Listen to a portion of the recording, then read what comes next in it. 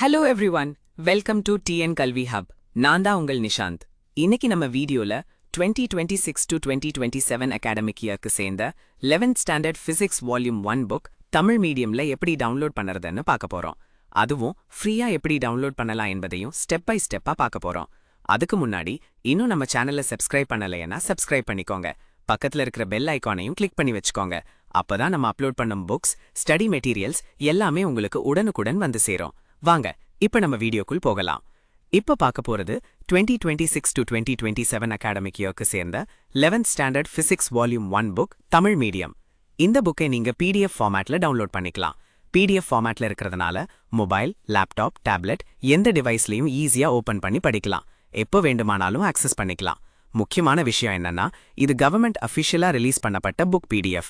அதனால உங்க கையில இருக்கிற ஹார்ட் காப்பி புக்குக்கும் இந்த சாஃப்ட் காப்பி பிடிஎஃப்க்கும் எந்த விதமான டிஃபரன்ஸும் இருக்காது. அதே கண்டென்ட், அதே பேஜஸ், அதே குவாலிட்டியே இருக்கும். அதனால எந்த டவுட்டையும் வேண்டாம், நம்பிக்கையா யூஸ் பண்ணலாம். இந்த மாதிரி புக்ஸ் மட்டும் இல்லாம உங்களுக்கு வேலை எந்த subject books, study materials, question papers, model question papers வேண்டுமானாலும் கமெண்ட்ல சொல்லுங்க. நீங்க கேட்குற மெட்டீரியல்ஸை விரைவாக அப்லோட் பண்ணி உங்களுக்கு ஷேர் பண்ணுவேன். அதே மாதிரி உங்களுக்கு ஏதேனும் டவுட்ஸ் இருந்தாலும் தயங்காம கமெண்ட் பண்ணுங்க.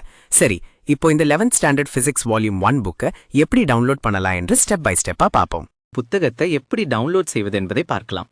முதலில் இந்த வீடியோவின் டிஸ்கிரிப்ஷன்ல கொடுக்கப்பட்டுள்ள வெப்சைட் லிங்கை கிளிக் பண்ணலாம். இல்லையெனில் வீடியோவில் ஸ்கிரீனில் காட்டப்படும் வெப்சைட் லிங்கை நேரடியாக உங்கள் ப்ரௌசர்ல டைப் பண்ணியும் ஓபன் பண்ணலாம். வெப்சைட் ஓபன் ஆனவுடன் ஹோம் பேஜில் உங்களுக்கு குவிக் சர்ச் ஆப்ஷன் இருக்கும். அதுல முதலில் உங்கள் கிளாஸை செலக்ட் பண்ணணும். அதன் பிறகு மீடியமா இங்கிலீஷ் அல்லது தமிழை செலக்ட் பண்ணி சர்ச் பட்டனை கிளிக் பண்ணுங்கள். உடனே அந்த கிளாஸுக்கு சேர்ந்த பேஜுக்கு டைரக்டா போய்விடும்.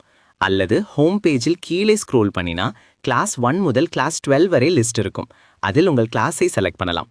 அதை கிளிக் பண்ணின பிறகு அந்த கிளாஸுக்கு சேர்ந்த அனைத்து சப்ஜெக்ட்ஸும் ஒழுங்காக காட்டப்படும். ஒரு சில கிளாஸஸ்க்கு டேர்ம் 1, டேர்ம் 2, டேர்ம் 3 புக்ஸாகவும் அல்லது ஃபுல் இயர் புக்காகவும் இருக்கும். அவையும் அங்கே தெளிவாக காட்டப்படும்.